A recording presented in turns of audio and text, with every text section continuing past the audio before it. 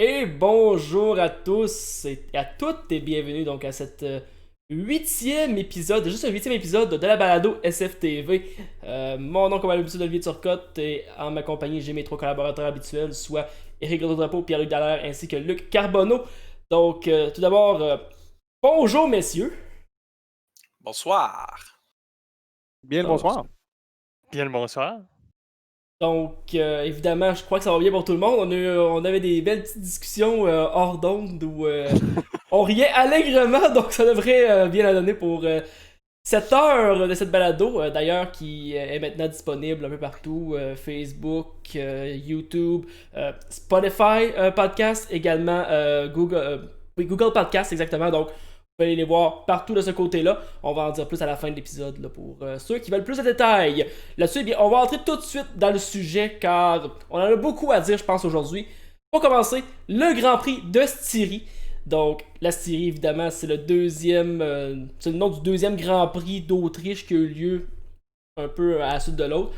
La semaine prochaine, on s'en va au Hungaroring, mais avant, deuxième course en deux, on s'entendait un peu du pareil au même, mais messieurs, course totalement différente auquel elle a eu le droit, et ça a commencé au troisième virage.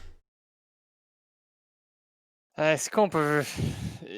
C'est drôle parce qu'on a vu la vidéo, c'est une vidéo circuler par le groupe WTF1. Et je pense qu'Olivier, tu sais où est-ce que je m'en vais? Où est-ce qu'on voit la copine de Charles Leclerc pendant le confinement en Europe, rentrant en contact avec Vettel et la blonde. Et tu vois Charles Leclerc qui dit en arrière, non, tu ne peux pas faire ça, faut pas faire ça. On s'excuse à Sébastien. Et ironiquement, c'est ce qui est arrivé. Il le dit en français en plus, c'est ça qui est encore plus drôle.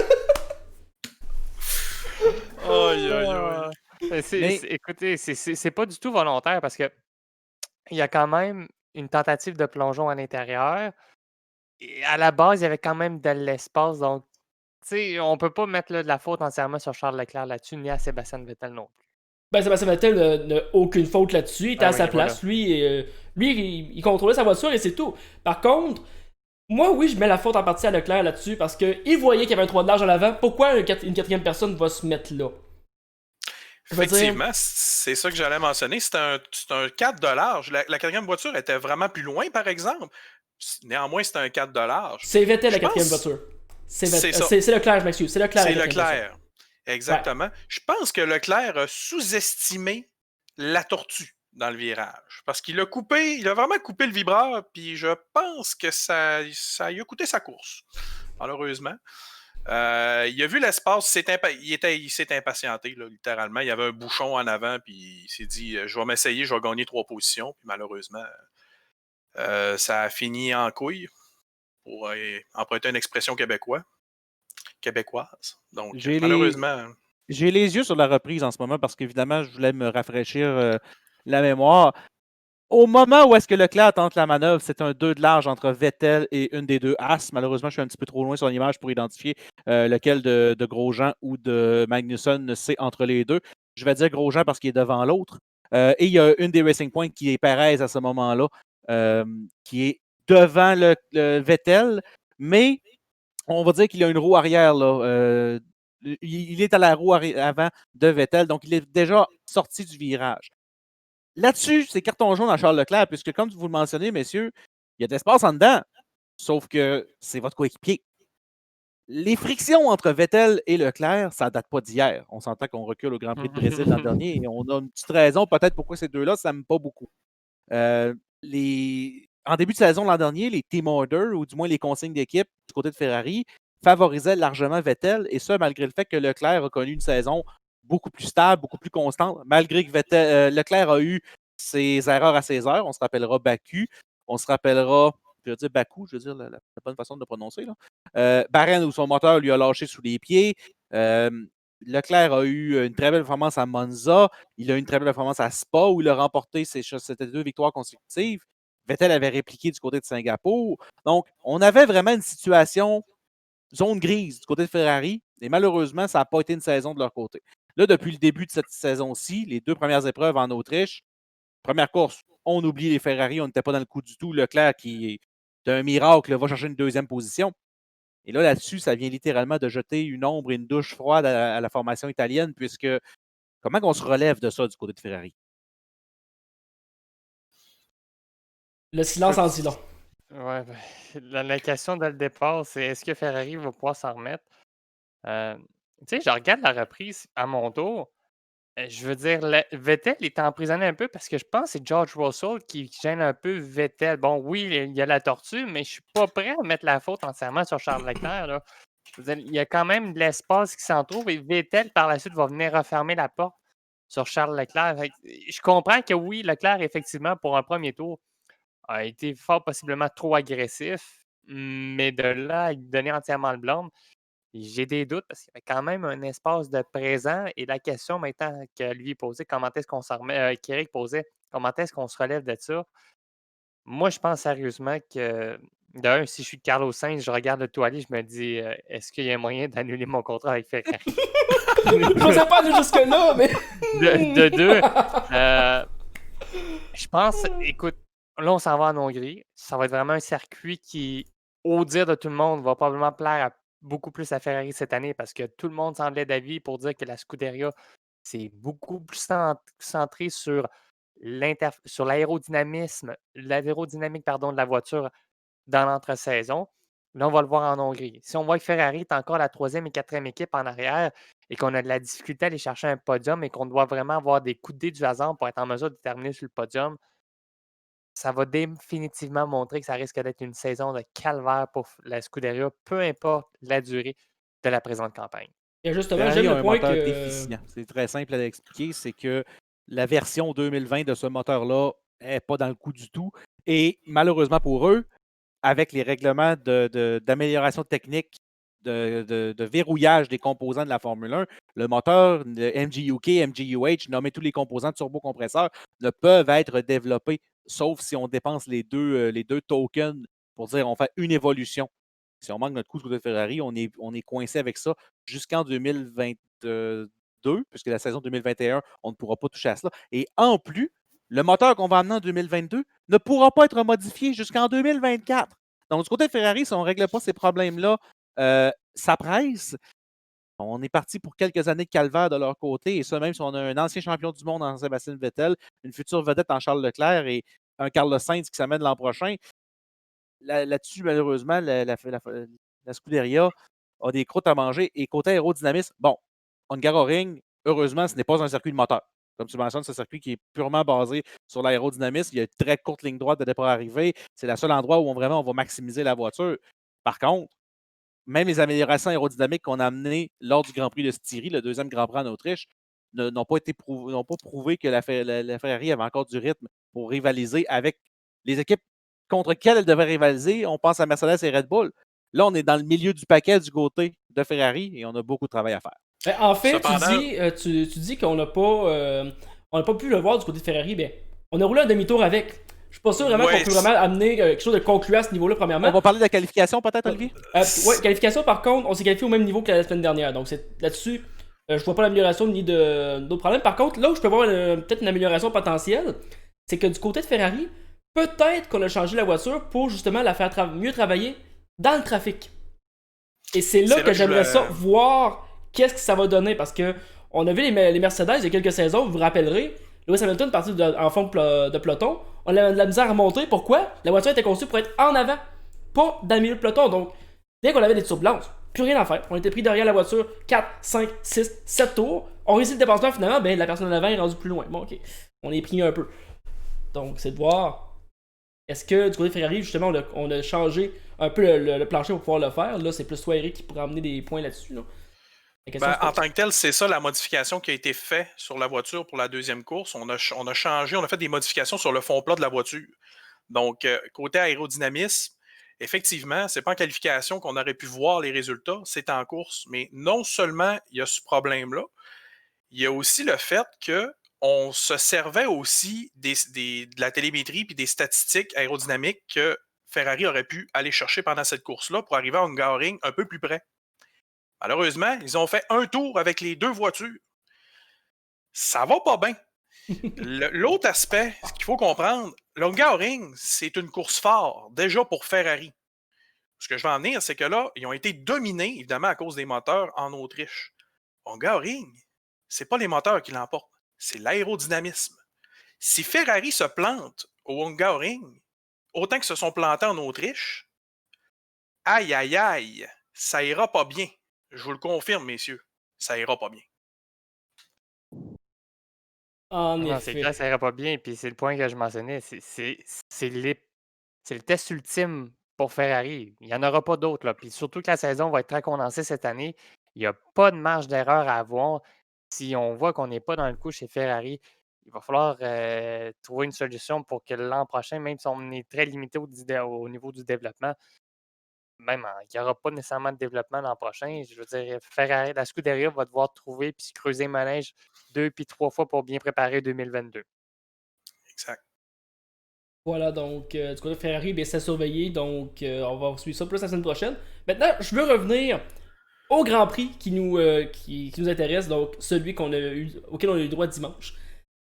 Et oui, il y a eu cet incident-là au premier tour, mais on a eu droit à des batailles tout au long de la course. C'est pas comme la première épreuve où justement ça avait été les 15 premiers tours ennuyants. Après ça, c'était intéressant parce que ça tombait comme des mouches. Non, cette fois-ci, on a vraiment eu droit à une course où la fiabilité était au rendez-vous sauf chez Haas, mais ça, Haas gonna be Haas. Il n'y a pas de miracle à faire là-dessus malheureusement. Mais autrement, ça a été une course où justement on n'a pas eu beaucoup d'incidents, excepté quelques accrochages. On passera entre autres à Perez. Perez, je veux vraiment qu'on parle de lui, mais on va revenir dans quelques instants avec Albon. Également, que dire de George Russell qui l'échappe dans le deuxième, dans le troisième tour. On est en train de se battre pour la 11e place. Et Russell, qui était dans le coup pour l'instant, est-ce que la Williams aurait tenu le coup? Là, c'est une autre histoire, mais Russell avait l'air à tenir le coup avec le reste. Et malheureusement, bien voilà, on a manqué. Je sais pas, je pense pas que c'est un manque de talent dans son cas. Là, je pense vraiment que c'est la voiture qui, malheureusement.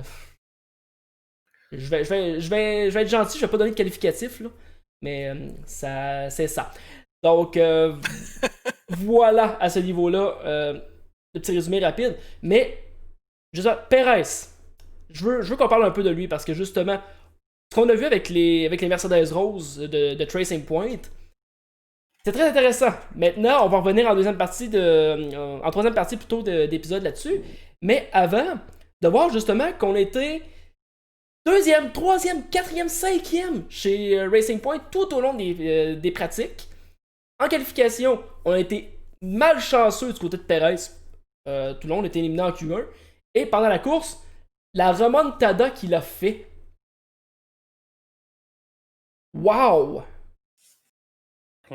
Honnêtement, au niveau. Perez est en train littéralement de me surprendre. C'est là qu'on voit que lorsqu'on lui fournit une voiture qui est compétitive, Perez est vraiment dans le coup. Peut-être pas encore pour aller chercher le podium de manière franche, mais il est tout de même dans le coup pour vraiment aller chercher des top 5 de façon régulière. Et c'est de bon augure pour Racing Point à ce moment-là.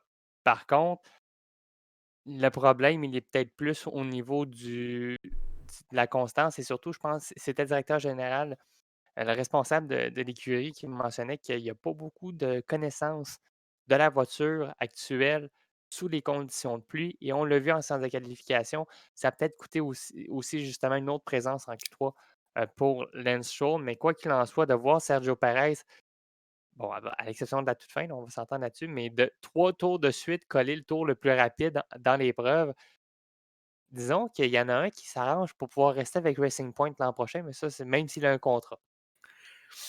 Écoute, pour ce qui est de Sergio Perez, qui s'est battu probablement toute sa carrière pour enlever cette maudite étiquette de pilote payant, je pense qu'il prouve actuellement avec Racing Point, qui est un très, très bon pilote. Dans cette course-là, il a vraiment été excellent, mis à part le dépassement qu'il a essayé sur Albon, qui a eu des flashbacks Albon, je crois, quand il s'est fait rentrer dedans dans la roue arrière. Je pense qu'il avait déjà contrebraqué. Je pense qu'il s'attendait déjà à avoir un coup de volant. Il a crampé le volant à gauche et c'est sûr je me fais rentrer dedans. Il s'est dit, je me suis sorti par une Mercedes la semaine passée, pas une deuxième fois. Puis c'est un peu ce qui s'est passé avec Hamilton, c'est-à-dire que Perez a pris le virage, puis il a gardé sa ligne de course où il a sous-viré probablement, puis s'est enligné dans la roue arrière de Albon qui a très bien fait ça. Cette fois-là, sans dire qu'il l'a pas bien fait de la première fois, là, c'était pas vraiment de sa faute, mais cette fois-là, il a su sauver sa 4e position de brillante façon. Et Perez nous détecte cette manœuvre-là, qui au final lui aura coûté, je pense, 2 positions. Il a terminé 6e. Stroll n'a pas réussi à le battre dans la course d'accélération à la toute fin. J'ai un le feeling qu'on a droitage, voulu le laisser devant, par contre. J'ai vu, mais ça, on a ralenti du côté de Stroll et. Stroll a levé le avec pied. Ricardo derrière, je suis pas certain. Là. Je vais t'avouer que, à mes yeux, je pense que Perez a été capable, parce qu'on s'entend que la ligne de départ arrivée en Formule 1, elle est à la fin de la grille de départ, ou du moins dans le milieu, et non au départ de l'épreuve, ce qui, là-dessus, a sauvé 2 places à Sergio Perez, on ne se le cachera pas. Mm. Mais là-dessus, Olivier, je pense que ça serait pousser les verres un petit peu, puisqu'il y avait Ricardo derrière qui s'amenait avec un train. Là. Bon, la Renault, est-ce qu'elle était un train? C'est une autre histoire.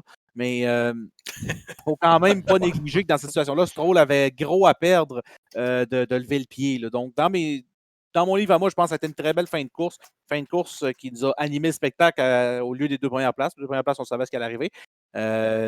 Circa 2019, là, on s'entend pour dire que félicitations à Hamilton. T'en as gagné un autre, mais on a hâte que tu sacs ton camp du sport pour faire de quoi de plus spectaculaire. Voyons donc! Ah non, écoute, Mon Dieu, la hot take là-dessus! Hamilton, je respecte ce qu'il a fait. À mes yeux, c'est un des pilotes Regarde, qui mérite. on parlera dans le 3e bloc de ça. Là, on parle du Grand Prix, on parlera de ça dans le 3e bloc. Il a gagné le Grand Prix, Luc. On s'entend que ça fait quand même partie de l'histoire de la fin de semaine. C'est juste que. Parle-moi pas de sa carrière, là. On parle du Grand Prix. Là. Ouais, on va parler de sa saison. Mercedes a 90 points sur une possibilité de 100. Est-ce que c'est à mes yeux une possibilité de 26 plus 18 fois 2? Ils ont en haut de 70 points. Je m'excuse. 88 points. Le spectacle de la Formule 1, à mes yeux, personnellement, là, c'est mon opinion personnelle et non, je ne représente pas SFTV en disant ça. Là, mon opinion personnelle, j'ai hâte qu'on ait d'autres choses en avant de la grille que Mercedes. À chaque fois que les Mercedes se plantent, c'est drôle, on a une belle course. Ben, c'est ça le problème. T'as pas une belle course. C'est pas Hamilton le problème, c'est Mercedes. Il fait partie de l'équation.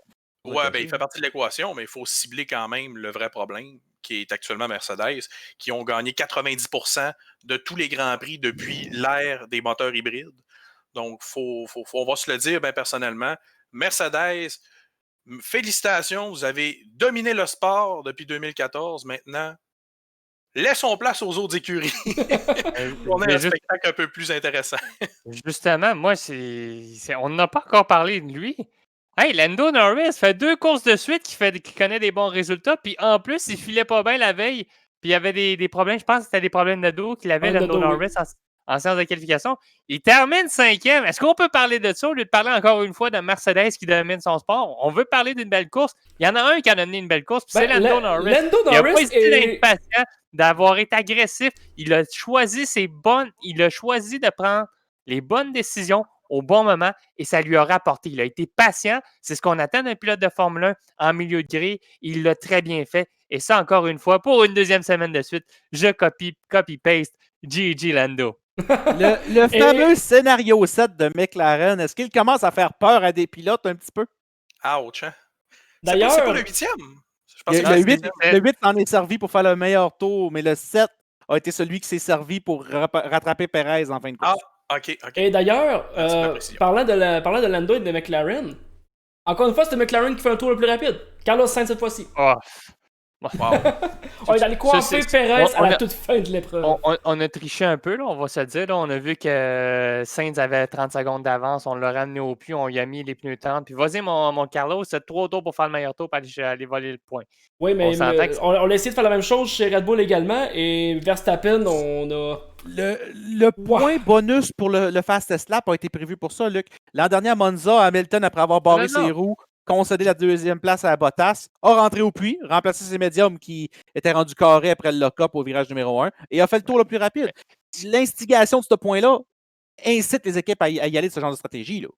Ce que je veux dire, c'est comparativement à la semaine passée où est-ce que Lando Norris avait un train de pneus usagé, Carlos Sainz l'a fait avec un train de pneus qui était neuf. Ouais, donc, c'est pour ça que je dis le tour de Lando Norris la semaine passée était beaucoup plus mérité que le point supplémentaire de Carlos Sainz. C'est tout. C'est rafraîchissant quand même. Par contre, je vais te laisser ton point, Pierre-Luc, là-dessus. La question que je me pose, c'est est-ce qu'on a utilisé le moteur autant que Lando Norris l'a fait la semaine dernière? Et ça, je ne pense pas, justement, parce qu'on avait des nouveaux pneus de ce côté-là. Et tu réponds, là. Norris, justement, lui, à la fin de la saison, justement, comment est-ce qu'on a utilisé ce moteur-là pour pouvoir faire ce tour le plus rapide-là et comment ça va affecter d'ici la fin de la saison? Est-ce qu'on va devoir prendre un troisième power plant et de ce fait-là, devoir prendre une pénalité de grille du côté de Norris? La question est légitime et elle se pose, là. Tout à fait. Puis, il faut dire que c'est quand même rafraîchissant de voir Mercedes faire le meilleur temps à pas Mercedes, excusez-moi, McLaren. Ça, c'est le combat de ma vie. Je mélange toujours Mercedes et McLaren parce que pour moi, ça passe pas dans ma tête que les deux soient dissociés. Ça sera plus le cas l'année prochaine. Sport de 2004, s'il te plaît. Là. Ouais. Où je vais en venir, en fait. Il pense que Mika Hakkinen va revenir la saison prochaine de sa sabbatique. Ouais, c'est ça, exactement. Il est en Parce que sabbatique. Fernando Alonso revient chez Renault, il va être content. Il est en sabbatique depuis 2001, là. Tu sais, on attend toujours son retour, Hakkinen.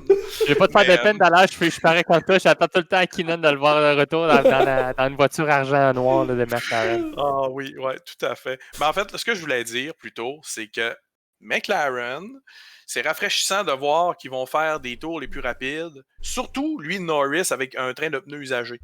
Pourquoi je dis ça? Je fais juste penser à Lewis Hamilton l'année dernière avec son train de pneus dur à Silverstone qui se plaint que ses pneus ne tiennent pas et qui fait 0.5 secondes en bas du meilleur temps au dernier tour. Je fais rien que penser à ça, puis je me dis, c'est vraiment rafraîchissant de voir ça. Ça veut dire que cette année, ça se pourrait qu'on voit d'autres voitures que Mercedes aller chercher ce fameux meilleur temps-là. Je trouve ça rafraîchissant. Est-ce que j'ai entendu se plaindre le ventre plein? Il s'est plaint effectivement le ventre plein, puis pas à peu près celle-là. Ouais, messieurs, c'est compliqué. Les radio checks du côté de Mercedes au début de la course, c'est Bono qui demande à Lewis radio check et Lewis qui répond Bono, mes tires sont finis. Je vais terminer aussi avec Lando Norris en disant, je vais vous dire la même chose que la semaine dernière. Allez écouter les 3 derniers tours. Ah, ça n'a pas de bon sens. Avec son stratège qui est dans ses oreilles, là, qui dit quoi faire sur le volant, là, c'est débile à quel point le pilote doit travailler là, pour faire ces temps-là. Là. C'est vraiment, vraiment incroyable. Moi, la question que je me pose, est-ce qu'il s'ennuie de Jarvis? Bon, probablement. Je pense pas que ça soit vraiment lui le problème dans l'équation. Non, je sais que c'est pas lui le problème, mais quand même, est-ce qu'il va se mettre à pleurer de joie ou... Mais on s'entend, messieurs. Bon, c'est 2 courses. C'est sur le même tracé. Ouais. Chapeau à Lando Norris. Maintenant, la vraie question, il est 3e au classement. Il est best of the rest devant Charles Leclerc qui a 18 points, une 2e place. Un Sergio Perez qui a 16 points. Verstappen en a 15, un peu décevant. Sainz en a 13. Le milieu de peloton, là, c'est en 2 courses, c'est évidemment. Verstappen, c'est pas vraiment décevant. Il a même pas fait un tour la semaine passée. C'est ça. C'est pas décevant dans son cas. Là. Mais en même chose avec Perez aussi. Perez aussi, ça a été des problèmes mécaniques. Ce que j'essaie de dire, c'est du côté de Norris, la pression est de plus en plus sur ses épaules. Est-ce qu'il va maintenir cette 3e position-là? 8 doigts croisés avec les orteils, tout, là, je lui souhaite. Ouais. Moi, il y a de la pression derrière, il va y avoir du monde derrière qui va cogner à la porte. Là. Moi, je pense que McLaren va terminer, et c'est peut-être culotté ce que je dis, mais je pense que McLaren va terminer 3e au championnat des constructeurs cette année. Très plausible. Parce que on l'a toujours dit, mais moi j'ai place devant Ferrari. Oui, moi aussi. Je m'explique, c'est que McLaren, depuis 3 ans, en fait, depuis la fin de l'association avec Honda, bon, mettons les deux dernières années, on sait très bien la première année avec le Renault, on s'était peut-être rendu compte, surtout vers la dernière année du Honda puis la première année de chez Renault, on s'était rendu compte que finalement, c'était pas juste le moteur qui était problématique. Et de voir de la façon à laquelle McLaren a très bien travaillé sur le châssis à compter de l'an passé, et on voit encore les résultats cette année. Je pense sincèrement que McLaren a possiblement la meilleure monoplace au niveau aérodynamique dans le championnat après Mercedes. Je pense qu'on a réussi à faire un excellent travail au niveau de tout l'ensemble aérodynamique et mécanique chez McLaren. Un autre point intéressant à apporter, on voit Red Bull comme les 2e. Je tiens à vous préciser quelque chose. Non, moi, c'est Racing Point que je vois comme 2e. Ouais, mais c'est là que je vais en venir. Il y a beaucoup de personnes qui voient encore un top 2 Mercedes-Red Bull. Bon, évidemment, Mercedes, hein, on n'en parle pas. Mais Red Bull, on vient de passer 2 courses sur le Red Bull Ring. Il ne faut pas oublier ça. C'est le circuit de Red Bull. Là, on s'en va au Hungaroring, un circuit que Verstappen adore. Hein, je n'ai pas besoin de le dire. Non. Les courses suivantes, par exemple, c'est là qu'on va voir où Red Bull va se situer versus McLaren versus Racing Point. Parce que moi, dans mon livre à moi, je suis pas sûr que Red Bull a la deuxième position au niveau des écuries cette année. Il va falloir que Verstappen travaille fort. Il va falloir qu'il travaille très, très fort. C'est drôle, j'ai plus confiance au moteur Honda depuis les 2 dernières saisons que. Puis c'est normal aussi, il faut dire qu'en 2015, on était tout nouveau, tout beau. Là. Mais j'ai comme l'impression que Honda a vraiment fait ses devoirs. Parce qu'on voit, je veux dire, Toro Rosso, AlphaTauri, même l'an passé, avec la première année du partenariat, je veux dire, AlphaTauri a très bien a eu des bons résultats avec un moteur qu'on disait oh non, écoutez, c'est le pire moteur du plateau. Je m'excuse, mais moi, je suis plus sûr que le Honda, c'est le pire moteur du plateau. Là. Ben, c'est ça qui arrive en fait quand, en tant qu'écurie, il y a deux choses. De un, tu respectes la culture d'entreprise d'Honda. De deux, tu t'arranges pas pour dicter à Honda comment faire un moteur en fonction de ton package. Tu décides ton package alentour du moteur. Généralement, quand tu as ces deux affaires-là, le moteur va s'améliorer. Tu n'auras pas de surchauffe et tu vas finir tes courses. Malheureusement, McLaren, ils n'ont pas compris le principe en allant chercher Honda. Ça donne ce que ça donne. Et n'oubliez pas, messieurs, que McLaren, l'an prochain, et j'y reviendrai dans le troisième point parce que ça a une grosse influence sur la situation actuelle, s'en va avec un moteur Mercedes. Ça va changer la donne s'il commence à avoir des performances. Comme tu mentionnes, Pierre-Luc, on va le voir en Hongrie. On s'en va par la suite sur un double-header 2 semaines de suite en Grande-Bretagne où Hamilton avait gagné l'an passé. On s'en va en Espagne, à Barcelone, où est-ce que les essais de pré-saison ont été en faveur de Mercedes. En Belgique, ça avait été gagné par Charles Leclerc l'an dernier dans sa séquence là, où est-ce qu'il avait dominé, il avait gagné en Belgique et à Monza. Et après, on s'en va à Monza. Bien hâte de voir Red Bull, c'est pas des tracés, comme tu mentionnais, qu'ils ont été si performants que ça. Bon, Verstappen l'an dernier a reçu un bon coup de pied au derrière de Vettel en Grande-Bretagne, on s'en souviendra tous. C'était assez controversé comme situation. Vettel qui avait littéralement raté son freinage. Mais c'est pas le calendrier qui favorise plus Red Bull. Je suis un petit peu d'accord là-dessus que les deux présences au Red Bull Ring ont peut-être enflé un peu les résultats, malgré le fait que Albon aurait mérité une bien meilleure conclusion à son Grand Prix d'Autriche la semaine dernière. Albon, je sais qu'il y a juste 2 Grands Prix, là, mais je veux dire, juste par le fait que Red Bull évoluait à domicile, entre guillemets, j'ai été déçu de voir Albon aussi loin du top 3. Dans cette deuxième course-là, oui, Albon n'était pas dans le coup du tout et je dois vous avouer que ça m'inquiète beaucoup. Et voilà, parce que tu as quand même tassé Pierre Gasly pour des résultats sensiblement identiques que ce qu'Albon a fait lors des 2 premiers Grands Prix. Là. Mettons encore. Il était un tour en retard sur Verstappen, donc c'est plus ou moins comparable. Ouais, on va rester sur le Grand Prix-ci. Je veux dire, on s'est souvent plaint dans le passé lorsque Pierre Gasly était tombé deuxième pilote chez Red Bull, le grand écart qu'on a vu cette fin de semaine, c'est ce qui a causé la perte de Pierre Gasly. Je ne pense pas qu'Albon va être en mesure de maintenir le cap. Là, je pense qu'il va vraiment venir réduire l'écart. Mais si jamais on voit que ça tente beaucoup trop au niveau de Red Bull, d'avoir la différence qui reste énorme entre Albon et Verstappen, il va falloir songer à qu'est-ce qu'on va vouloir faire plus tard dans la saison. Mais comme je vous dis, il est trop tôt encore. Moi, je pense qu'Albon va vraiment venir réduire l'écart. Mais s'il fallait qu'à la fin du mois de septembre encore, Albon se retrouve à 30 secondes à la fin d'une épreuve environ de Max Verstappen, là, il va y avoir des sérieuses questions à se poser au niveau de chez Red Bull. Oui, et juste pour... oui, vas-y. Je voulais juste mentionner, je ne sais pas si c'est parce que Verstappen avait fait un arrêt juste avant la fin de la course, parce qu'ils ont fini à 11 secondes d'écart. Oui, il a fait un arrêt à la fin, il voulait aller chercher le tour le plus rapide. Parfait, et malheureusement, je me rappelais plus de cette information-là. Malheureusement, il a été retourné en piste entre deux Haas. Donc, malheureusement, ça a été un peu plus compliqué. Par contre, je veux terminer ce point Grand Prix de Styrie sur un dernier point. Le dépassement de Stroll sur Ricardo. Votre opinion, messieurs. Encore une fois, je vais aller voir. Je l'ai vu en direct, là, c'est juste que je veux être certain d'avoir le bon point de vue. C'est fun parce qu'on tape STR haut et directement ça nous donne Stroll Ricardo. Hey, c'est bien fait. Nice. Stroll plonge définitivement un peu à la Leclerc. Par contre, c'est comme qu'on parlait un peu plus tôt dans les podcasts précédents. lorsqu'on mentionnait de l'incident qui avait eu lieu entre Leclerc et Verstappen l'an passé. C'est le virage numéro 3. On parlait la semaine passée sur la pénalité qu'Hamilton a reçue face à Albon. Là, on a vraiment deux situations comparables entre Daniel Ricciardo et Lance Stroll. Stroll décide de plonger à l'intérieur.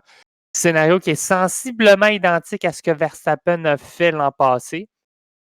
Alors, à ce moment-là, si on donne du blâme à Verstappen l'an passé pour sa tentative de dépassement, il faut que je sois cohérent. Le Stroll doit avoir du blâme pour le dépassement qu'il tente sur Daniel Ricciardo. Je pense qu'il y a deux versions différentes. Parce que là-dessus, l'an dernier, Verstappen avait l'intérieur au début du virage et a sorti large. J'ai la reprise devant moi et Stroll, à la pancarte du 50, est encore une longueur de voiture derrière Ricciardo. Ah, il est loin. Il est loin. Très, très loin. Il fait le plongeon. Évidemment, le freinage n'est pas suffisant vu la profondeur du plongeon. Ricciardo, bon joueur, il laisse tout l'espace nécessaire, ne cause pas une collision. Mais là où est-ce que j'ai du problème avec la manœuvre à Stroll, c'est que de la fumée sur l'avant droit, on en voit. Il y a un lock-up, il y a la roue avant droit qui est bloquée. Il est Stroll là-dessus, et je me permets d'anglicisme, c'est les full lock, c'est-à-dire le volant est tourné aussi loin qu'on peut le tourner, et la voiture va tout droit. Ricciardo évite l'incident. Si c'était pas à 2 tours de la fin, là-dessus, Stroll aurait pu être bon joueur, laisser passer Ricciardo et retenter sa manœuvre. Ce qu'on fait de façon générale, je vais dire, dans les sphères sportives, c'est que si on rate notre coup, on laisse l'adversaire passer, on retente une autre situation. Maintenant, Stroll est allé se plaindre après la course à la radio qu'il avait été difficile à dépasser. Ben, là, Si tu ne te laisses pas de l'espace, mon homme, il te rentre dedans puis ta course est finie. C'est le principe de la Formule 1 aussi, que ça soit C'est pas de difficile mesure. les dépassements. Ouais, là. c'est exactement. Là, on n'est plus en F3. Là. Il y a C'est ça Non, aussi, mais mais... il y a des Tu sais, dépassements beaucoup plus propres que ça. Là. On ne se le cachera pas. Ouais. En oui, fait, tout à il se fait, plaignait, pour l'ensemble de l'œuvre. Il a été pris 20 tours derrière Ricciardo quand même. Là. Donc, du côté de Stroll, c'est pour ça qu'on a fait le hashtag Send It. On l'a essayé et de ce côté-ci, justement, je vois un peu les deux points et c'est là que je suis en accord en partie. Justement, on a fait la dive bomb là-dessus. On a tenté ce qu'il fallait tenter. Et Stroll, d'après moi, a été chanceux que ça fonctionne. Ah, très chanceux. Il a été extrêmement Très, très, très, chanceux. Il y a eu le pain béni pour pas dire. Ben, il y a eu le Luc béni, si on veut. Il a été très chanceux parce que, ben, je sais pas, par exemple, si c'était pas dans son intention ou si ce l'était de le laisser passer Ricciardo, parce que il y avait un certain Lando Norris avec C'est le ce que DRS voilà derrière pourquoi. activé. C'est là où est-ce que je me reprends un petit peu parce qu'évidemment, la reprise, je la laisse rouler. Ricciardo n'a pas pu faire le croisé parce que Norris arrivait comme un train derrière et il avait le DRS sur la ligne arrière, chose que Ricciardo n'avait pas parce qu'avant le point de freinage au virage 3, qui était devant? Derek. Exactement. Puis, donc, moi, je pense que Lance Stroll aurait peut-être mérité un petit 5 secondes de pénalité.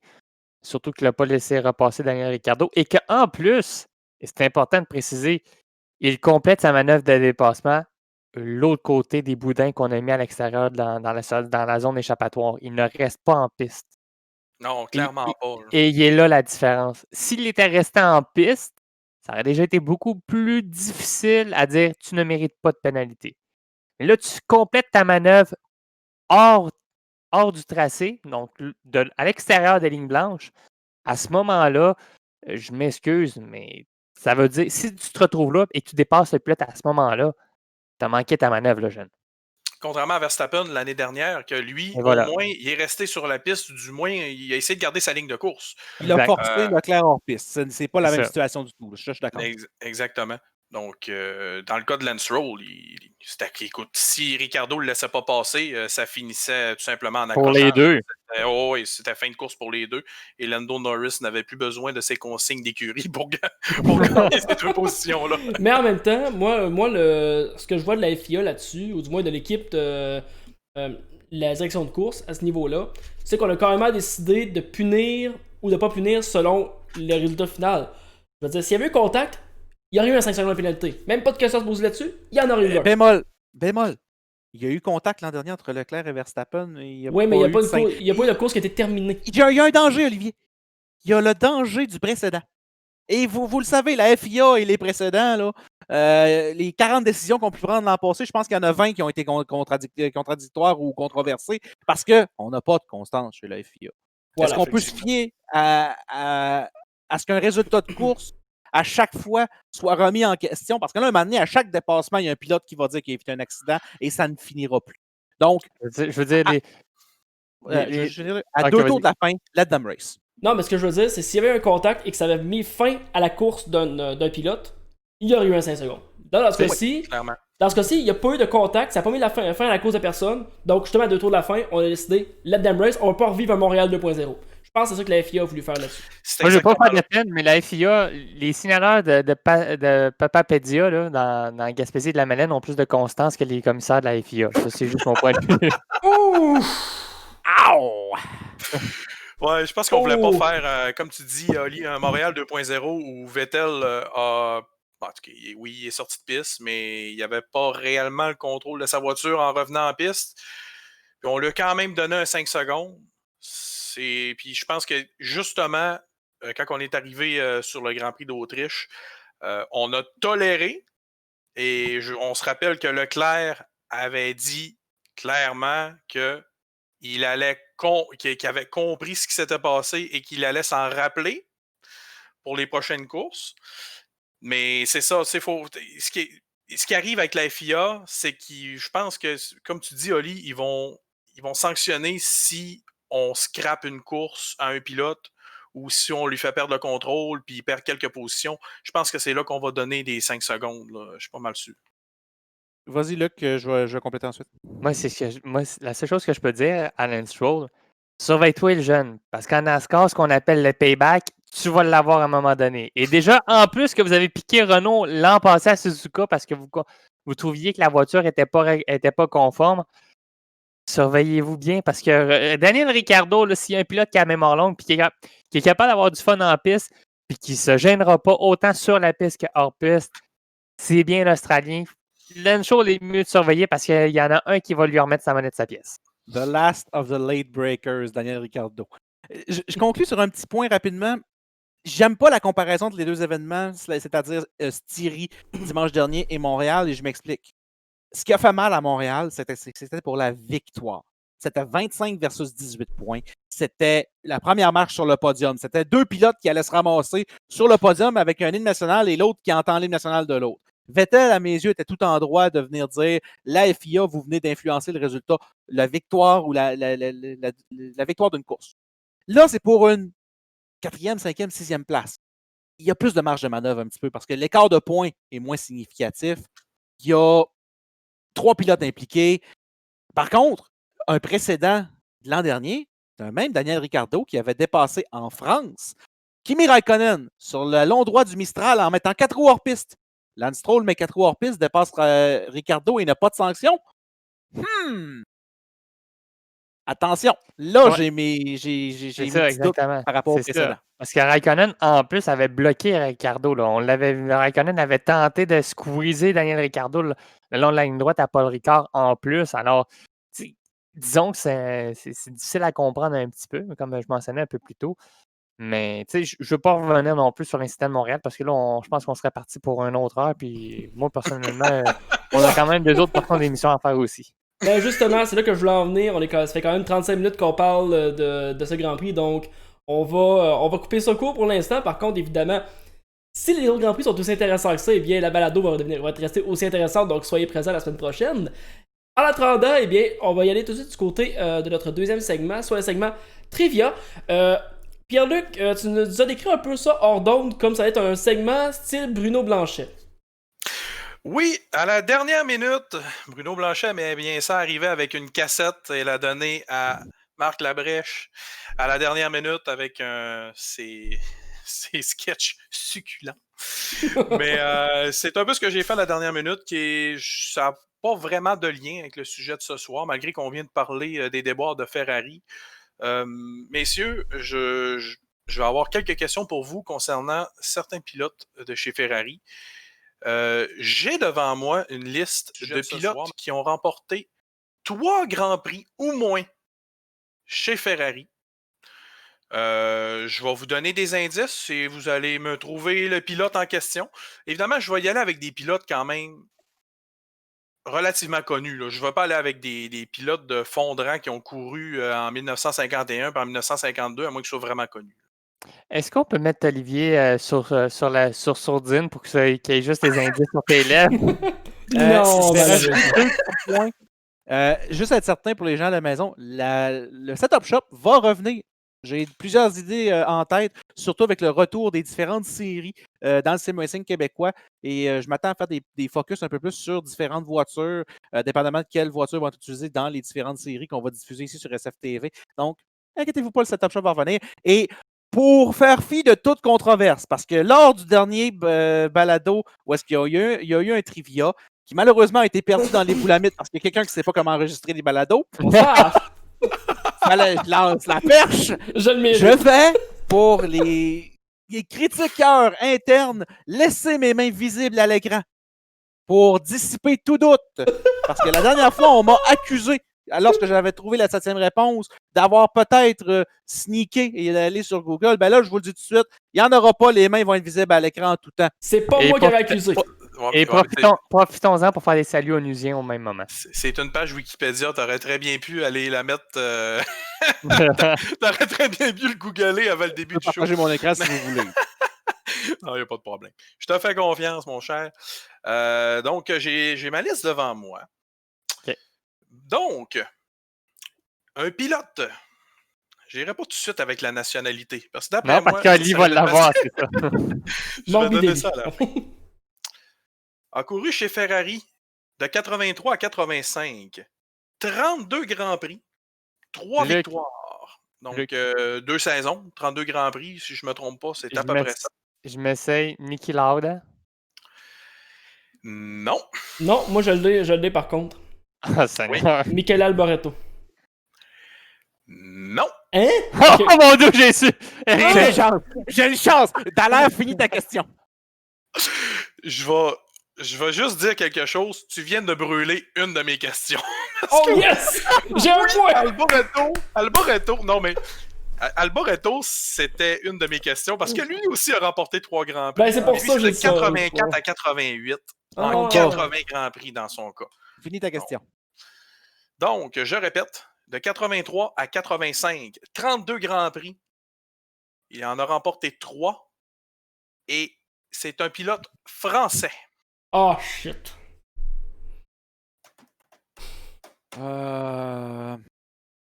Je peux vraiment pas aller loin dans les indices, je vous le confirme. On a un running gag avec lui. T'aurais peut-être pas dû dire ça parce que je pense que tu viens de me le vendre. Comment ça s'appelait ce maudit-là que Tortora citait tout le temps? Il citait pas mal souvent. Hein? Ah! Je sais c'est qui!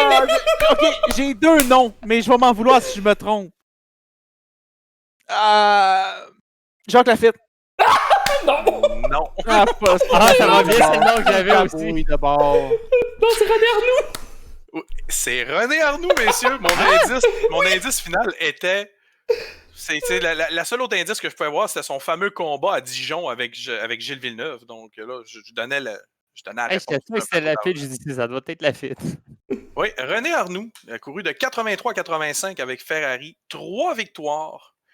Des statistiques quand même éloquentes en carrière. 18 pole positions, 22 podiums et 7 victoires au total. Donc, puis on va se rappeler de René Arnoux dans ses années avec Renault. Ironiquement, Olivier a le premier point sans même avoir répondu correctement à la question. Ouais. En effet. Il a vendu ma deuxième. Puis le pire, c'est que je troisième pensais qu'il me question. l'avait donné en Ouais. plus, mais je me suis fait avoir. Donc, deuxième pilote a couru de 89 à 90, donc 2 saisons. Similaire en termes de performance, 3 victoires en 31 Grands Prix. Oh, mon Dieu. Gerhard Berger? Hein. C'est quoi le nom? C'est quoi son 5 nom? secondes. Et je vais vous donner un indice. Je vais mettre. Ok, tu donnes un indice après, ok. Ben, tu peux t'essayer avant si tu veux, parce que. Ouais, parce que Oli va peut-être te snapper, mais que l'indice Parce sort. que Eric va peut-être revenir avec une réponse. Là. J'ai le professeur. Je sais que c'est pas le professeur, mais j'ai juste le professeur en tête en ce moment. Non, ce n'est pas le professeur. Ça, j'allais dire, c'est son coéquipier à cette époque-là. Moi, je ne sais pas c'est qui. Donc, pilote du Royaume-Uni. Ou de l'Angleterre. Pas Nigel Mansell. Monsieur Nigel Mansell. Oh, shit. Hey, j'avais oublié qu'il avait été coéquipier, ces deux-là. 3 victoires en 31 Grands Prix avec Ferrari. L'autre, il dit je m'excuse, j'avais complètement oublié, puis il va chercher le deuxième point pareil. Ben, c'est le premier guess que j'avais quand il a dit Royaume-Uni, mais Oli avait le droit de réponse vu que j'avais déjà répondu. Ben non, vu qu'il donnait l'indice, on tombe à 0. Ben ça, t'aurais pu répondre. Ah oui. Ouais, mais... Statistique, donc un pilote qu'on n'a pas vraiment besoin de présentation. Hein, on s'entend, Nigel Mansell, qui a un palmarès quand même assez intéressant. D'ailleurs, il a couru 187 Grands Prix en Formule 1, 31 en kart, dont un championnat. Je tiens à le mentionner. 31 victoires en Formule 1 et 5 en kart. Et un championnat de Formule 1, un championnat de série kart. Donc, palmarès, c'est probable. C'est un des seuls, je dis un des seuls à avoir dominé les deux disciplines. Il ne doit pas en avoir beaucoup. Je sais qu'il y a Mario Andretti, mais je ne vendrai pas le punch. Ça pourrait me faire un super beau trivia pour une prochaine fois. Donc, on ne sortira pas. Les deux autres, c'est M. Villeneuve et Dan Gurney. Qui ont. Jacques Villeneuve a gagné IndyCar et Formule 1. Ouais, il a gagné un championnat. Est-ce qu'on peut dire qu'il a dominé le sport pendant une année? Oui, mais... Ben, Mansell, ça même aussi, il a dominé une année. On sort du contexte. On peut-tu rester dans le questionnaire, s'il vous plaît? Oui, tout à fait.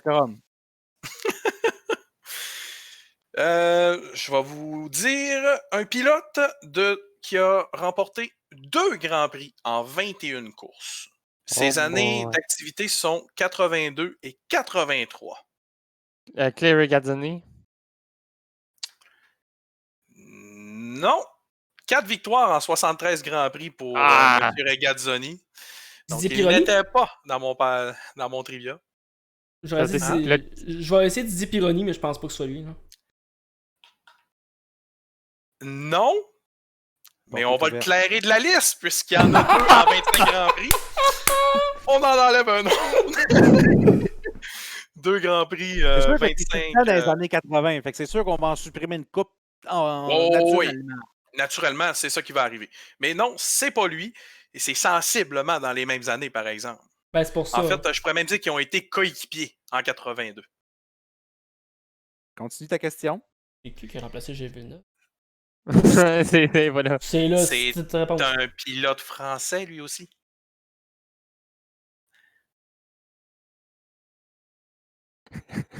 Et tu vas t'en mordre les doigts, Oli. Oh si non! Je te dis c'est qui? Ben, j'ai déjà répondu, fait que... Je sais c'est qui, puis si c'est lui...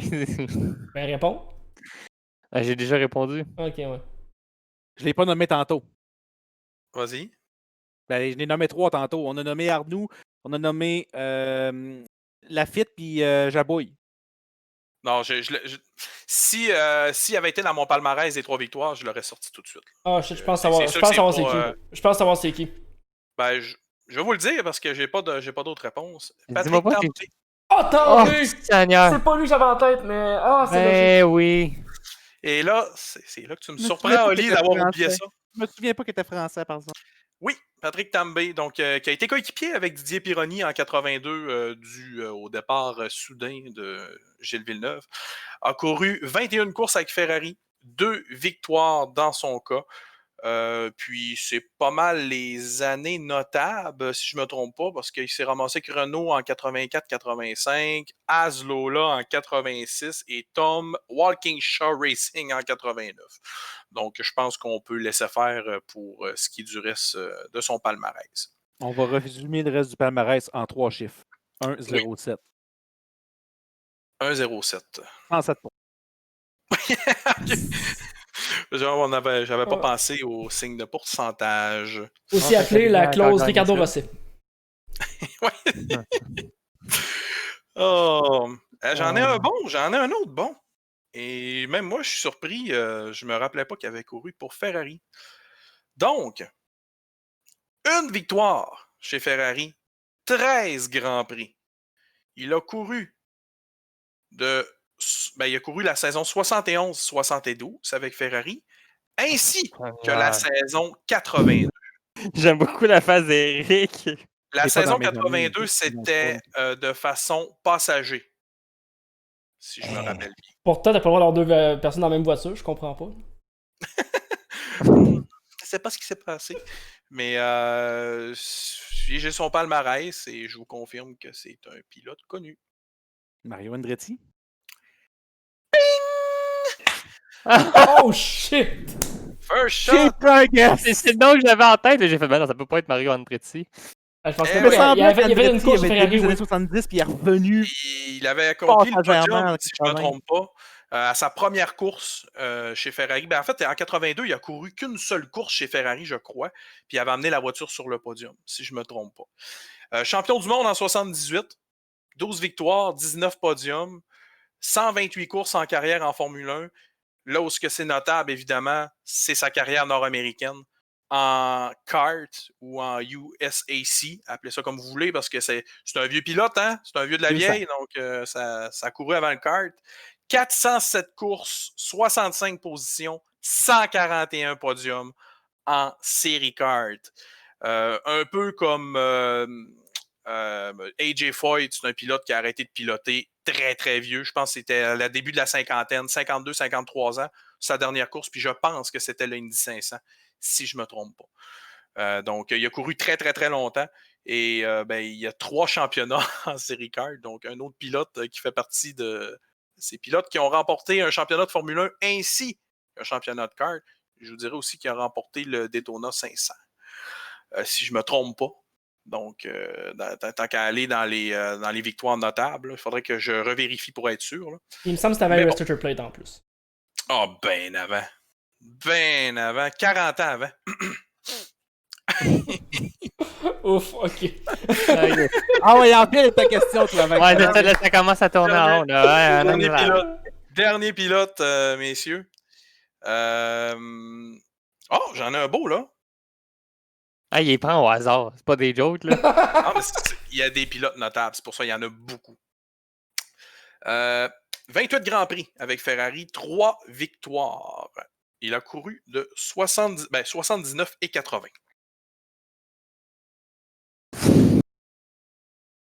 Trois victoires, 69 et 80. Vraiment, là? Oui. L'équipier de Gilles Villeneuve. Jody Scheckter. Ouais. Ouais, elle était quand même assez facile parce qu'on vient d'éliminer probablement 90% des pilotes qui avaient entre 78 et 82 chez Ferrari. Donc, oui, Jody Scheckter en carrière, 10 victoires. C'est moi le cas qui a donné l'indice, bravo. Non, je savais que c'était Jody Scheckter. C'est pour ça que j'ai comme attendu un peu. Ouais, c'était quand même assez facile si on élimine tous les autres pilotes. C'était pas mal dans mes derniers notables, donc c'est pour ça que je voulais mentionner ce pilote-là. Champion du monde en 79. Je vais t'en poser, Pierre-Luc. Le pilote le plus récent sur ta liste? Ah! Le pilote le plus récent sur ma liste a abandonné au 2e tour en Autriche dimanche. Recule d'un, s'il te plaît. Leclerc, je ne sais pas douter, là, mais... Le plus récent sur ma liste, mis à part ça... C'est pas Luca Badoer, ça c'est sûr et certain. Ni Giancarlo Fisichella. Clairement pas. Ah ben Fisichella, non, lui c'est pas 3, non, il a pas gagné. Non, Fisichella, il a fini 2e. C'est pas pareil. Ouais, exactement. C'est pas Francorchamps. Le plus récent sur ma liste, mon cher Eric, si je me trompe pas, il a gagné son seul Grand Prix à Montréal. Il s'appelle Jean Alesi. 95. Voilà. Et ça a été sa seule victoire en carrière, mais ça, je pense que vous le saviez déjà. Il avait couru 79 Grands Prix avec Ferrari, obtenu une victoire seulement. Leclerc, je vais dire Bahreïn 2019 pour dire qu'il aurait mérité une 3e victoire, mais bon. Oui, tout à fait. True. Effectivement. Mais malheureusement, dans son cas, ça a été bousillé par une fin de course NGUH pas trop extraordinaire. Exactement. Donc, merci beaucoup, Pierre-Luc, pour ce beau trivia. Vraiment, encore une fois, très content d'avoir gagné. Mais... Non, blague à part. On va passer sur le troisième point. Donc, le point variant, entre guillemets, mais on a quand même pas mal de stock à couvrir. Pour commencer, là, c'est plus Eric qui va pouvoir nous expliquer pourquoi il y a controverse à ce point-là. Mais évidemment, quand on parle de controverse de Racing Point, on parle évidemment du protest déposé par Renault après la course de dimanche par rapport au. J'ai pas le terme français, mais les brake ducts de la voiture. Évidemment, on s'entend que c'est l'ensemble de l'œuvre qu'on veut protester, mais on peut pas protester l'ensemble de l'œuvre parce que la FIA là, a dit que c'était correct. Donc, on y va point par point. Et le but, c'est. Donc, ce que je peux comprendre, la stratégie semble être de vouloir de discréditer la voiture au complète. Maintenant, qu'est-ce que ça peut emmener? Eric, je vais t'entendre. Tout d'abord, on parle des ailettes de refroidissement des freins, donc les fameux brake ducts, c'est la traduction, on pourrait dire. Là. C'est les ailettes de refroidissement qui donnent accès au fluide, donc l'écoulement d'air qui va venir s'introduire à l'intérieur des freins pour aider à refroidir justement ces disques massifs qui, évidemment, ouvrent des températures près des 1000 degrés Celsius là, lors d'un freinage appuyé sur une voiture de Formule 1. C'est un composant qui est contesté par Renault pour la simple et bonne raison que autant qu'on peut reproduire un composant physique sur la voiture qui est visible, c'est-à-dire on parle d'un aileron, on parle de la forme aérodynamique, les ailettes, etc. Ça, c'est pas trop difficile à, je vais dire, copier avec des images, avec des représentations, je vais dire, représentations similaires. Les brake ducts ou les ailettes de refroidissement des freins, ce sont des composants où est-ce que l'extérieur, on s'en fout un petit peu. Là. La forme extérieure du brake duct, outre réaligner le fluide, donc l'écoulement d'air, loin des roues, parce qu'évidemment, c'est les roues qui vont faire la plus grande turbulence sur l'écoulement d'air. C'est pour ça qu'on fait des vortex pour éloigner ou éviter que l'écoulement d'air passe près des roues et en même temps, ça nous permet d'avoir un maximum d'appui aérodynamique avec l'effet de pointe sur les vortex. Le problème, c'est l'intérieur de ces ailettes de refroidissement-là, où est-ce que si tu n'as pas découpé le composant, comment tu peux reproduire l'intérieur pour qu'il soit aussi efficace que le composant de l'année précédente? Donc, Renault, selon ce qu'on peut comprendre, aurait des preuves, aurait des evidence en anglais, là. Il y aurait des preuves. Il y aurait quelque chose de tenable pour que la FIA reçoive la plainte et puisse l'analyser. Puisque la FIA a jugé la plainte recevable. Ça, c'est une première étape dans le système de plainte de la FIA, c'est que la FIA doit juger le protect comme recevable et pour ensuite lancer une enquête, ce qui a été fait. Racing Point, eux, ont confiance et sont confiants qu'ils vont être capables de discréditer cette plainte, puisque depuis la fin de la saison 2019 jusqu'à ce moment, la FIA a fait des enquêtes et le Racing Point, l'équipe, a répondu aux critères pour que la RP20 soit une voiture valide sur la grille. Sinon, bien évidemment, la RP20 n'aura pas été autorisée de courser lors du Grand Prix d'Autriche ni du Grand Prix de Styrie si lors de l'entre-saison et des tests de pré-saison, il y avait eu problème avec ce que la FIA avait demandé. Maintenant, est-ce que la FIA a inspecté chacun des composants, chacun des fichiers CAD? Le fichier CAD, pour ceux qui se poseraient la question, c'est du Computer Assisted Drawing, donc les dessins assistés par ordinateur de chacune des pièces. Ben, possiblement pas. Là. On a pris des échantillons, on a demandé certains composants et c'était conforme à ce moment-là. Renault semble avoir trouvé un cas sur les ailettes de refroidissement. Maintenant, jusqu'où on va dans le nitpicking? Je m'explique. Cette année, Ferrari est en train de copier le design de Williams. OK, non, c'est pas vrai. C'est juste qu'ils ont le même rythme. Mais on reprend Ferrari. Viens-tu vraiment de ça? Non, parce que je donne l'exemple, c'est que Haas prend des composants de Ferrari, des composants qui sont attitrés et des composants qui sont signés comme étant des composants de l'année dernière de Ferrari, et c'est 100% légal. Ça, c'est légal. On a le droit de faire ça en Formule 1, d'acheter des composants de l'année précédente pour certains types d'éléments, principalement les éléments aérodynamiques. Et les brake ducts, les ailettes de refroidissement, sont des éléments qui utilisent le fluide aérodynamique, donc sont considérés comme des éléments aérodynamiques. Tout comme les ailerons, toutes sortes de fins ou d'ailettes qui peuvent être partout sur la voiture. Le plancher, c'est des éléments aérodynamiques. Donc, à mes yeux, évidemment, je ne suis pas un inspecteur de la FIA, je ne sais pas ce qui se passe à l'intérieur, peut-être qu'il y a eu magouille. On s'entend que la Formule 1 de la magouille, c'est pas... c'est pas chose qui s'est jamais passée, hein? Clin d'œil 2007 et 2009. Je vais dire ça de même. Maintenant, est-ce que cibler un composant peut venir faire couler le bateau au complet chez Racing Point? À mes yeux, parce que Luc l'a souligné tantôt et j'avais mentionné que j'allais en reparler, l'an dernier, Racing Point est venu poke the bear, est venu attiser un petit peu Renault en venant leur faire retirer leur Ultra Powerful Braking System, leur système de freinage qui, aux yeux de Racing Point, était illégal. On est venu cibler un compétiteur direct du côté de Racing Point qui était Renault.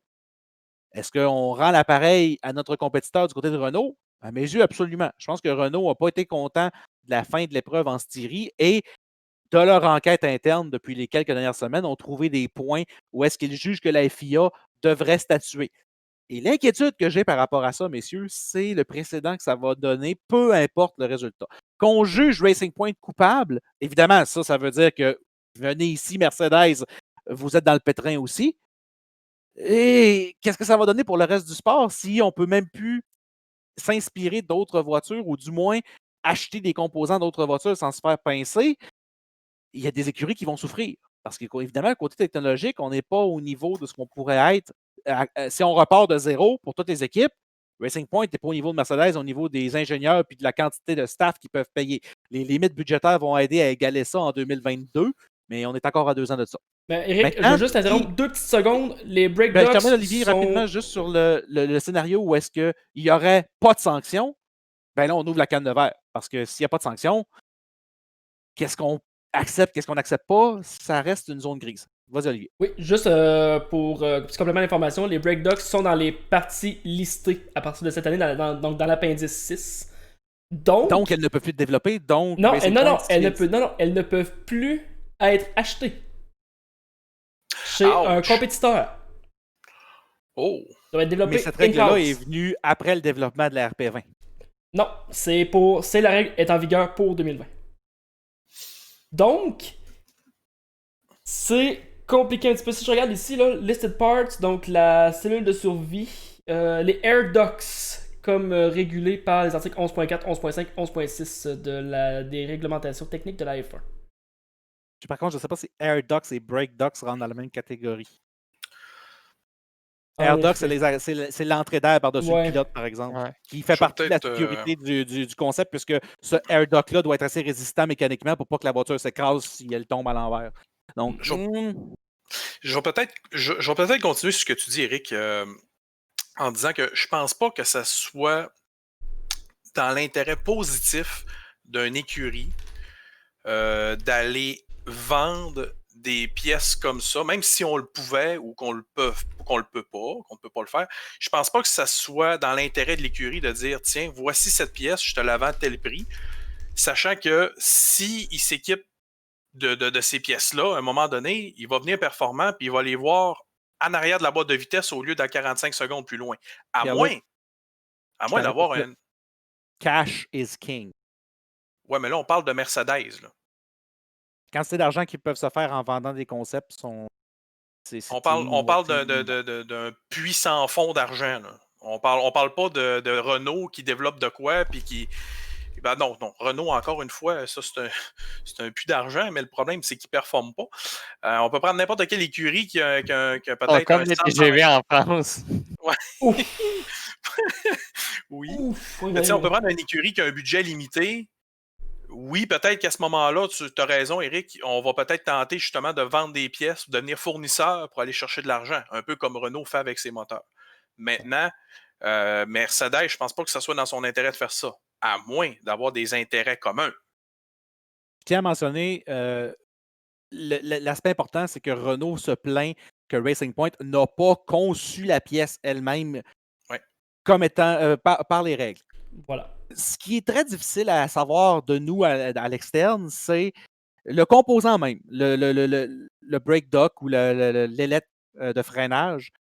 Si le fichier CAD, le fichier de dessin appartient à Racing Point, il a une notion Racing Point et qu'il est unique, il n'est pas, si on superpose les deux modèles 3D, que c'est pas copier-coller, il n'y a pas there's no case, il n'y a rien. Il n'y a rien qu'on puisse démontrer du côté de Renault qui pourrait juger la pièce comme étant une copie conforme. Maintenant, si le modèle 3D superpose les deux un par-dessus l'autre, version 1, version la 2019 de Mercedes, puis c'est copié conforme, là, le problème qui est, c'est pas juste Racing Point qui va être dans le trouble. Il y a quelqu'un chez Mercedes qui va se faire taper ses doigts aussi. Là. Exact. Pas juste quelqu'un. Exactement. Mercedes au complet va se faire taper sur les doigts parce que justement, c'est quelque chose on ne peut pas vendre, on ne peut pas partager. C'est une pièce qui est listée, techniquement, selon l'appendice 6. C'est vraiment le cœur de l'argument de Renault est selon cet appendice spécifique, appendix spécifique, où j'ai juste excusez-moi, juste le terme anglais, je m'excuse vraiment de ça. L'annexe. L'annexe, merci beaucoup. Donc, c'est vraiment à ce niveau-là.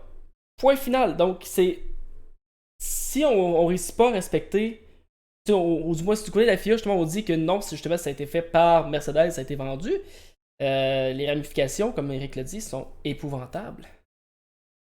Ouais, Elles c'est sont parce que énormes. d'un autre côté, la F1 a toujours voulu, on veut avoir un spectacle, on veut que les écuries soient proches l'une de l'autre. C'est juste ça que je trouve un peu incohérent quelque part. La FIA pénaliserait, par exemple, si on vient à un verdict, que ça ressemble trop à le modèle de Mercedes, vous avez donc copié. Je veux dire, à un moment donné, si tu veux de la compétition, puis que la FIA vient dire par la suite, ben ça se fait pas, éventuellement que ces autres mêmes qui ont copié le modèle sans les dessins, là, on s'entend, là. Je veux dire, tu traces où la ligne quand tu vas avoir du spectacle, puis tu as une écurie qui se permet de se monter dans les tops du plateau. Puis c'est ça la zone ambiguë, puis je me dis, c'est comme bien des affaires dans la vie, il y a comme un manque de cohérence. Puis je Ben, vais dire comme Eric disait aussi tantôt, le manque de cohérence est très présent à la FIA. On l'a vu par les années, puis on n'a pas besoin de reculer bien On n'a pas besoin de reculer bien loin, là. On va reculer à l'année dernière avec Ferrari. Puis Je m'étais étouffé, je ne voulais pas le dire, mais OK, oui, Ferrari. Je veux pas créer de conspiration, OK? Puis je veux pas non plus dire que c'est à cause de tout ça. Je vous dis que ce n'est qu'une supposition. On sait ce qui s'est passé avec Ferrari, juste sans vouloir revenir dans les détails. Là, tu me parles de l'histoire que Ferrari cause la 5G, c'est ça, hein? Oui, tout à fait. Puis c'est Bill Gates qui veut nous vacciner pour nous mettre une puce dans le corps. OK, les boys, on revient Je vais pas revenir sur la FIA. Brièvement, bon, on sait ce qui s'est passé avec les moteurs Ferrari l'année dernière. Dans les dernières courses de la saison, tout d'un coup, ils n'étaient plus performants parce que la FIA a mis le doigt sur le bobo. Il y avait un petit truc dans le moteur qui faisait qu'il était plus performant. Un peu moins d'huile à la fin de la course. Oui, mais est-ce que je peux vous rappeler? Je veux juste vous rappeler. Pouvez-vous me dire qui est à la tête de la FIA? Jean-Todt. Je lance ça comme ça dans les airs. Là, t'es pas correct.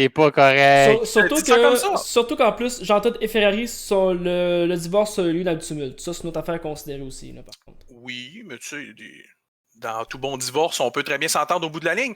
Ce que je veux en venir, en fait, c'est que généralement, quand il y a des trucs de la sorte comme ça, puis en plus c'est décelé en fin de saison, ben Ferrari aurait pu payer par son championnat en entier et perdre tous ses points. Je veux dire, on a déjà vu McLaren perdre tous ses points dans une saison à cause pas de trucs semblables, mais avoir enfreint la loi.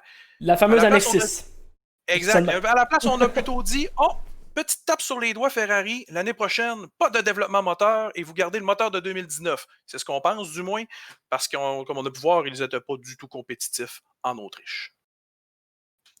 Donc, là où est-ce que j'ai un peu de réticence, c'est qu'évidemment, des scandales en Formule 1, on s'entend, là, on pense au Spygate en 2017, où est-ce qu'il y a eu des informations techniques échangées de façon illicite entre Ferrari et McLaren. McLaren qui ont profité de ces informations-là pour développer ou aller copier les concepts. Et en termes d'ingénierie, et là, je parle de propriété intellectuelle, et Olivier pourra probablement suivre un petit peu là-dessus, peut-être Luc aussi en communication, c'est très, très délicat. Le copyright ou la propriété intellectuelle d'un concept, elle doit être protégée par le détenteur de ce copyright-là. C'est-à-dire, si Mercedes remarque qu'une équipe a copié son concept et que ça déroge du copyright, c'est à eux de dire, OK, ce concept-là, c'est breveté, c'est moi qui l'ai. Ça, tu n'as pas le droit de faire ça. Il y a un précédent en plus dans les cours britanniques. Déclaré dans les articles médiatiques j'ai celui de Radio-Canada devant moi pour citer de façon légitime, là, c'est que la défense provenant de Racing Point, c'est que toutes les demandes de la FIA lors de la saison morte ont été respectées et que la plainte s'appuie sur le règlement sportif de la F1 qui stipule qu'un concurrent doit utiliser dans ses monoplaces des pièces qu'il a conçues et qu'il conserve la propriété intellectuelle tant qu'il court en Formule 1 et que la sous-traitance pour concevoir certaines pièces ne peut être confiée à un concurrent ou à un sous-traitant d'un concurrent. Là où j'ai beaucoup de problèmes, c'est que depuis 2019, qui utilise les tunnels de vent de Mercedes? Racing Point. Mm. Et ce dossier-là va faire jaser lorsqu'on aura, évidemment, ça peut prendre 2 semaines, ça peut prendre 1 mois, ça peut prendre 2 mois. On ne peut pas en entendre parler avant 2. On ne sait pas la durée que ça va prendre de l'enquête de la FIA. Généralement, la FIA, si anguille sous roche, vont vouloir régler le dossier presto parce qu'évidemment, qu'est-ce qui est contesté? Ce sont les points acquis par Racing Point dans la course du Grand Prix de Styrie. Est-ce qu'il y aura rétroaction par rapport au Grand Prix d'Autriche? On ne le sait pas. On ne sait pas qu'est-ce que le verdict de la FIA. Et là, on parle de verdict et on parle de sanctions, parce qu'évidemment, si le verdict va en faveur de Renault, watch out, les sanctions, ça risque de faire mal. Et ça laisse flotter un nuage d'incertitude, parce que qu'est-ce qui arrive si Racing Point a un excellent résultat? Un astérisque. Le silence dit tout. Ouais. Donc, à surveiller de ce côté-là. Et d'ailleurs, le dénouement de cette situation-là pourrait tout changer pour le point numéro 2 de ce varia. Le futur de Vettel. Les rumeurs de plus en plus qui viennent de l'Allemagne, on parle de Bild, entre autres Bild Sport, entre autres, qui a mentionné que Vettel et Racing Point, it's a done deal. On est sur le point d'officialiser l'entente. L'offre de la dernière chance dans le cas de Vettel, parce que autrement qu'avec Racing Point, je ne le vois pas nulle part ailleurs dans son cas. Lui qu'on pensait mort, qu'on pensait à la retraite, carrément. Moi, dans ma tête, avec les volants qui ont été confirmés dans les autres écuries, je ne voyais Vettel nulle part l'année prochaine. Et là, on sort un lapin du chapeau et on pense peut-être qu'il se ramassera chez Racing Point. C'est très possible. Pourquoi? C'est sûr que bon, c'est Perez. Hein? Je pense pas que ça soit Stroll que son siège est éjectable actuellement, hein, avec papa derrière. Le problème pour Perez, c'est que peut-être que sa venue d'argent à l'écurie n'est plus nécessaire actuellement. Dans les dernières années, Force India / Racing Point avait des problèmes financiers. Perez amenait un montant d'argent, donc assurait, si on veut, une partie de la survie de l'écurie. Maintenant, avec M. Stroll et ses associés derrière, Racing Point, prochainement Aston Martin, n'a plus de problème d'argent.